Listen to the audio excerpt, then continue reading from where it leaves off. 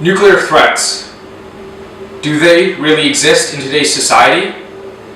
Or are they something that are just perceived, or is it about a paranoia? Well, we're here to tell you that that's not the case. Nuclear threats do exist. And post-World War II, we have seen several countries acquire nuclear weapons.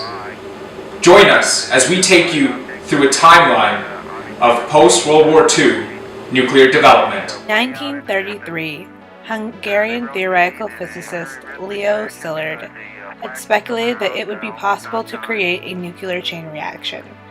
Szilard was aware that this idea would ultimately lead to destruction. Thus, he obtained the necessary patents to make this theoretical reaction a reality, in the hopes that under his possession it would never be used. As Germany began to descend into chaos under Hitler's rule, Szilard feared that German scientists would develop a means to initiate a nuclear chain reaction, capable of wreaking havoc on the majority of Europe. Thus, on August 2, 1939, approximately 1 month before World War II began, Szilard, Enrico Fermi, and Albert Einstein wrote a letter to President Roosevelt warning him of the capabilities of the technology that would eventually come together as the atomic bomb.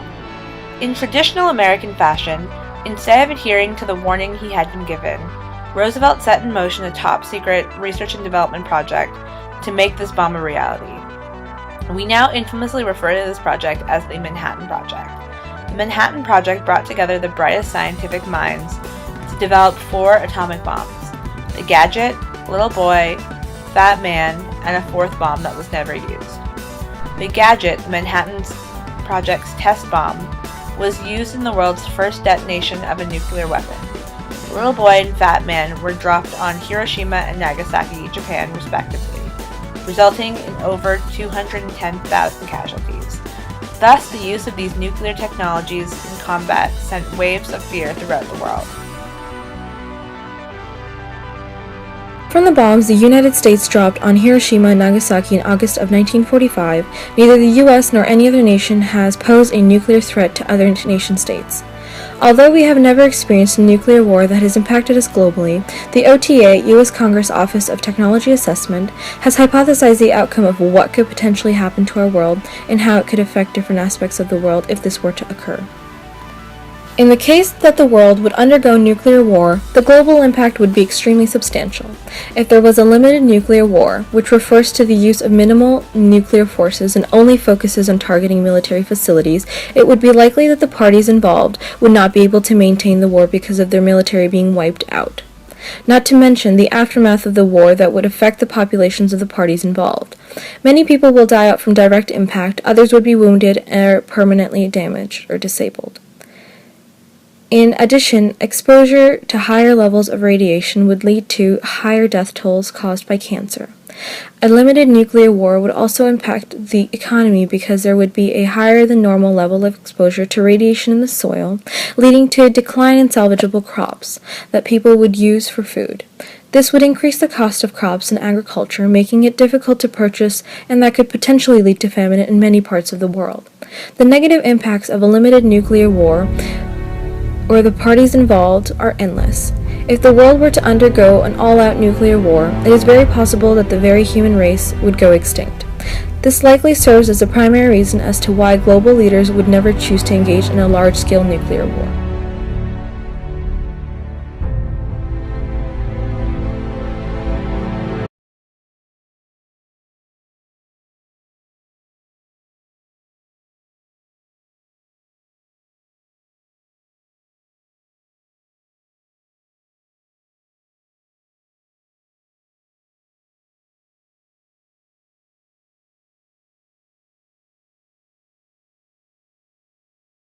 In 1962, the world was about to experience yet another nuclear threat.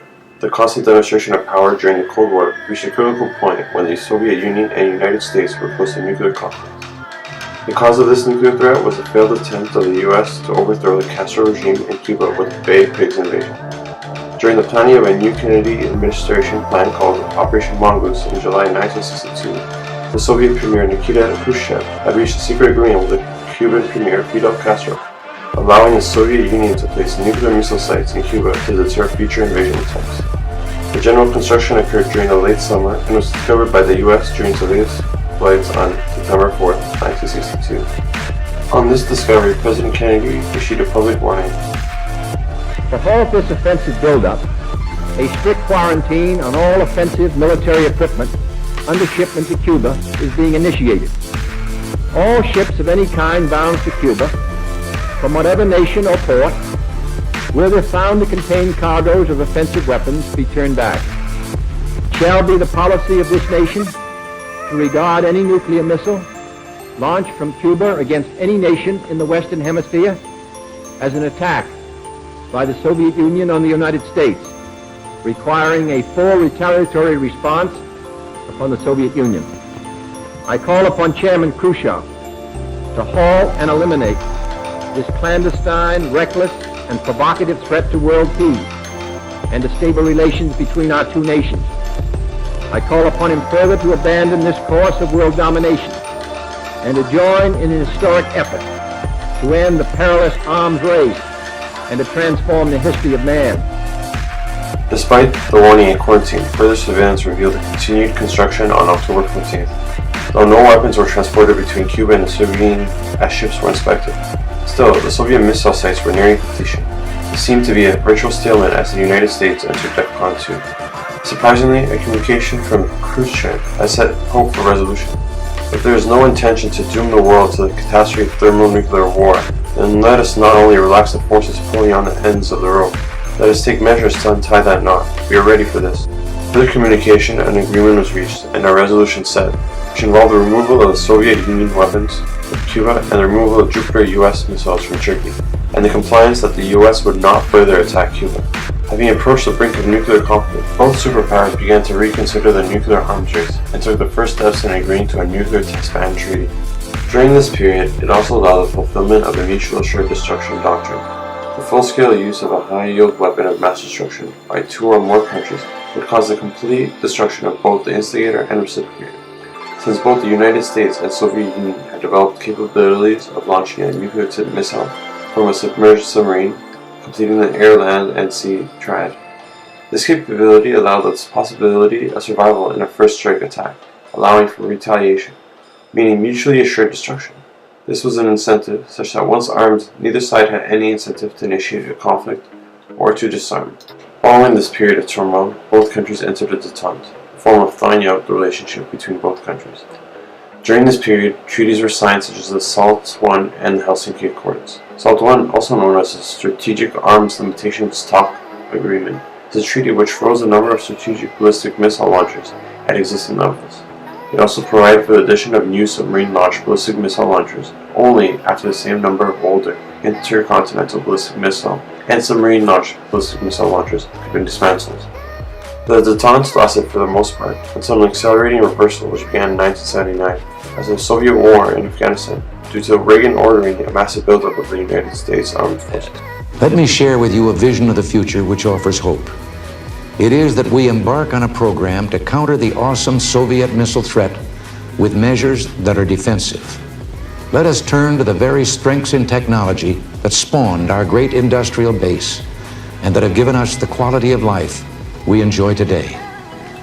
What if free people could live secure in the knowledge that their security did not rest upon the threat of instant U.S. retaliation to deter a Soviet attack, that we could intercept and destroy strategic ballistic missiles before they reached our own soil or that of our allies? The president saying the U.S. should build defensive and not offensive weapons, the president is proposing what nuclear planners have rejected for years. The anti-ballistic missile, or ABM, was scrapped by Washington in the 1970s precisely because it might work. Why? Because if either side felt safe from attack, that made nuclear war more acceptable and therefore more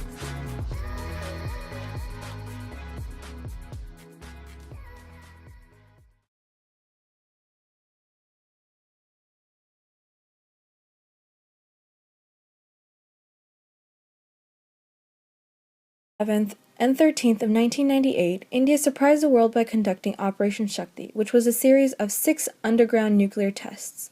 It took place close to the border of Pakistan in Pokhran, Rajasthan. Shortly after these tests were conducted, Prime Minister WWII held a press conference declaring India as a nuclear state. Prior to the nuclear testing of 1998, India had run a nuclear test in 1974, which was ruled as a peaceful test.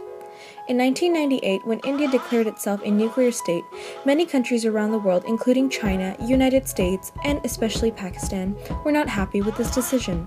Chinese leaders were concerned about further competition from India.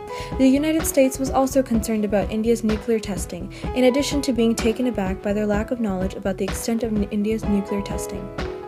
Pakistan's reaction in response to India's nuclear test was a bit taken by surprise. The Prime Minister of Foreign Affairs of Pakistan, Gohar Ayub, stated, "Pakistan is prepared to match India. We have the capability. We in Pakistan will maintain a balance with India in all fields." In response to India's decision on May 28th and 30th, Pakistan decided to conduct both Shagai-1 and Shagai-2, which were the code names for the underground nuclear testing. Pakistan also conducted 6 nuclear tests in Shagai district of Balochistan. Prime Minister Nawaz Sharif commented on this saying, "We are watching the situation and we will take appropriate action with regard to our security," making it clear that Pakistan was ready to go against India should they initiate any hostilities. In July of 1999, India decided to adopt the no first use policy, which meant that they would not use nuclear weapons as a way of warfare unless they were attacked first. Pakistan, on the other hand, has refused to adopt to this no first use policy. Over the years, Pakistan and India have had many conflicts with regards to the use of nuclear weapons, but there have not been any major issues that would initiate to the use of these weapons.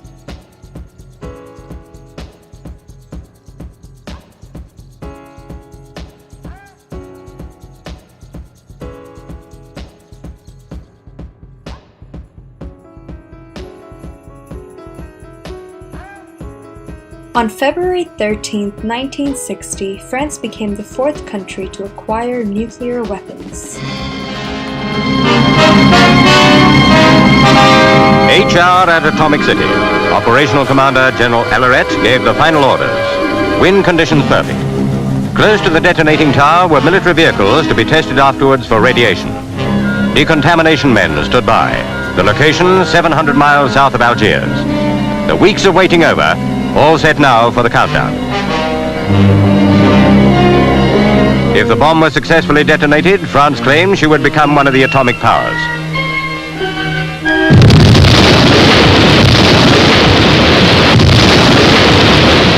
At a cost of £90 million and in defiance of foreign objection, France exploded her first atomic bomb. France conducted several other tests in Sahara Desert and continued in the southern Pacific Ocean until 1996. On September 27, 1996, at the United Nations, along with the United States, United Kingdom, Russia, and China, France signed the Comprehensive Nuclear Test Ban Treaty. On January 19, 2006, French President Jacques Chirac said that France was prepared to launch a nuclear strike against any country that sponsors a terrorist attack against French interests. He said, quote, "The leaders of states who would use terrorist means against us, as well as those who would envision using weapons of mass destruction, must understand that they would lay themselves open to a firm and fitting response on our part." End quote. Quote, "The flexibility and reaction of our strategic forces allow us to respond directly against the centers of power. All of our nuclear forces have been configured in this spirit." End quote.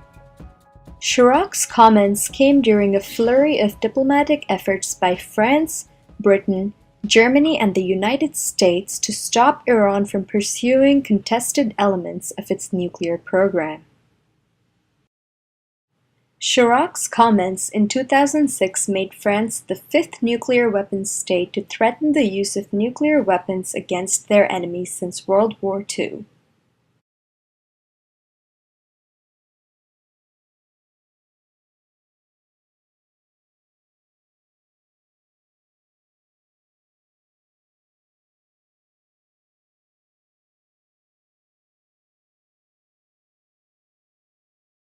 There were many suspicions about North Korea's nuclear program and how it might be a source for developing weapons of mass destruction. With the fall of the Soviet Union, along with declining economic support. The Kim family pursued advancing its nuclear arsenal in order to preserve the government's regime at the expense of the well-being of their people. The majority of the North Korean crisis is mainly concerned with the USA and is split over 5 US presidential administrations.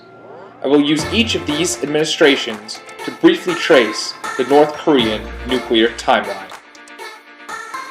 Beginning in the 1980s, during the Reagan administration, the socialist nation quietly constructed plutonium-producing reactors about 90 kilometers north of Pyongyang. They also established nuclear reprocessing facilities that were capable of extracting bomb-grade plutonium. North Korea's nuclear program was made known internationally during Bush Sr.'s time in office, when satellite imagery of the research center and reprocessing facility was aired. Pyongyang produced its first plutonium through its graphite reactor by reprocessing the spent fuel. Concern was growing, as the world now knew the radical North Korean government possessed the materials to create a bomb. However, at this point in time, North Korea is still bound by the Non-Proliferation of Nuclear Weapons Treaty. The Clinton administration negotiated a freeze on North Korea's plutonium program with the agreed framework in 1994, which was outlined by Robert Gallucci, who is pictured here on your left. However, this agreement did not prevent North Korea from advancing its nuclear technologies. Furthermore, the country clandestinely pursued uranium centrifuge technologies and increased its nuclear import-export between Pakistan, Libya, Syria, and possibly Iran in order to gain weapons resources. The George W. Bush administration confronted North Korea about its apparent clandestine centrifuge program and effectively killed the agreed framework that Clinton had established. This led Pyongyang to restart its plutonium production reactor, reprocess plutonium from the stored spent fuel, and build a bomb. By 2003, North Korea formally withdrew from the Non-Proliferation of Nuclear Weapons Treaty. This bold move suggested North Korea's intentions on building a nuclear arsenal. Pyongyang conducted its first nuclear test in October 2006, a year after it signed a joint statement with the United States, China, and others in which it committed to abandoning all nuclear weapons and existing nuclear programs. Although the test was only partially successful, it marked a turning point in the North's nuclear program. The regime dropped all peaceful nuclear pretenses and declared itself a nuclear weapons state. It accelerated its centrifuge program while agreeing once again to freeze the plutonium production reactor. The Obama administration was greeted by a long-range rocket test, followed by a second nuclear test in May of 2009. The nuclear expansion continued through leadership change into Kim Jong-un. By 2014, North Korea had threatened Japan, South Korea, and the United States with preemptive nuclear strikes. This makes North Korea one of the few countries to threaten their enemies with nuclear weapons, and is a concern to the global community.